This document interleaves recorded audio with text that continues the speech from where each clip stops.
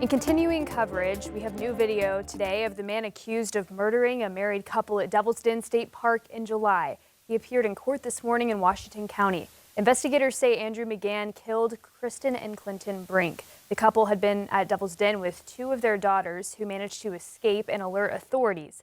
Their call triggered a massive multi-state manhunt involving local, state, and federal agencies. After 5 days of searching, McGann was tracked to a barbershop in Springdale, where he was finally taken into custody. He's now charged with 2 counts of capital murder, and prosecutors are seeking the death penalty. The case is now entering a series of pretrial hearings as both sides prepare for what's expected to be a lengthy legal process. This morning marked the first of those hearings, where McGann appeared before a judge in a packed courtroom. We told you this week his defense filed a long list of motions. 5 News reporter Jacob Luthi walks us through what happened inside that courtroom. Andrew James McGann, wearing a white button-down shirt and red tie, said very little as a packed Washington County courtroom looked on during his first status hearing. This is video of McGann leaving the courtroom, walking out in plain clothes and without restraints. Judge Joanna Taylor approved that request from defense earlier this month, allowing McGann to appear without an orange jumpsuit or shackles. The judge worked through several of the 19 defense motions filed just this week. 4 procedural motions, including requests for incarceration records and for the state to disclose, preserve, and produce digital files, were granted without objection from prosecutors. Prosecutors say they plan to file responses to the remaining motions, including the defense's high-profile request to remove the death penalty as a possible sentence.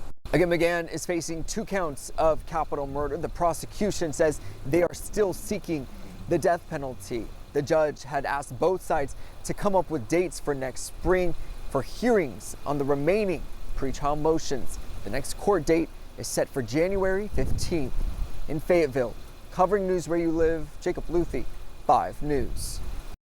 All right, thank you, Jacob. In Lonoke County, prosecutors are now laying out new evidence against the man charged with killing his daughter's alleged rapist. Aaron Spencer is also running for sheriff of Lonoke County, but a conviction would bar him from holding office. Prosecutors say he planned the killing months before he found 67-year-old Michael Fosler with his 14-year-old daughter last October, detailing what the state calls clear intent. Prosecutors point to Spencer's actions 3 months before the shooting, saying he asked an acquaintance for Fosler's address and told that person not to call anyone, including police. A jury will have the final say. Spencer's trial for second-degree murder is set for January 26th. A handful of Republicans have joined Democrats in supporting a bill that would require the release of the Justice Department's files on convicted sex offender Jeffrey Epstein. The House is expected to vote on that as early as next week. And President Trump has repeatedly called the scandal a Democratic hoax. Natalie Brand has the latest from the White House. This is not a partisan issue. The sexual abuse of children and young women is in no way partisan.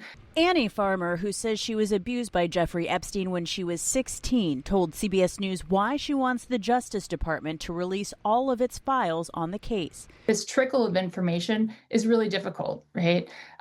We're just asking for the full files to be released so we don't have to continue to live, in this roller coaster world. Members of the House Oversight Committee this week released more than 20,000 pages of documents provided by Epstein's estate. A CBS News review reveals President Trump's name appears hundreds of times, including Epstein saying that he'd, quote, met some bad people, none as bad as Trump. And in one text exchange, someone whose name was redacted wrote to Epstein, "It will all blow over. They're really just trying to take down Trump and doing whatever they can to do that." Epstein replied, "Yes, thanks. It's wild because I am the one able to take him down."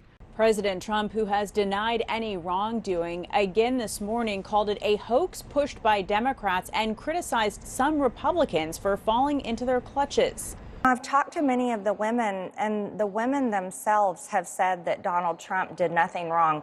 Congresswoman Marjorie Taylor Greene is among the Republicans supporting a House vote that would compel the Department of Justice to release all the Epstein files. The American people deserve to see transparency from their government. That effort got the final signature it needed this week when a new Democratic Congresswoman was sworn in. A full vote on the House floor is expected next week. Natalie Brand, CBS News, the White House. President Trump said Friday that he will ask the Justice Department and the FBI to investigate Epstein's involvement with prominent Democrats, including former President Bill Clinton, and major financial institutions. Well, Walmart is making a major leadership change. The company has just named John Furner as its next president and CEO, replacing Doug McMillon. Walmart says John Furner will take over as CEO on February 1st as Doug McMillon retires after more than a decade in the role. Furner, now the head of Walmart U.S., has spent over 30 years with the company, rising from hourly associate to top leadership. McMillon will remain on the board through June and continue advising Furner through 2027 to ensure a smooth transition. Well, in central Oklahoma, dozens are still recovering after a chemical spill caused many to be exposed to ammonia. 34 people were hospitalized after an ammonia tanker's leaking gasket exposed area surrounding a Holiday Inn in Weatherford. Several are still in critical condition at this time. 80 first responders assisted. Several of them were also exposed and were hospitalized. One Oklahoma inmate whose life was spared hours before his scheduled execution was later found unresponsive in his cell. Oklahoma Governor Kevin Stitt spared 46-year-old Tremaine Wood's life on Thursday. The Associated Press reports guards found Wood unconscious during a routine check later that day. But prison officials say he was stable and alert by the evening. It was determined that dehydration and stress caused a medical event. Wood was sentenced to death for the murder of Ronnie Whipp during a botched robbery in 2001. Wood's legal team says he's innocent, claiming he was only an accomplice.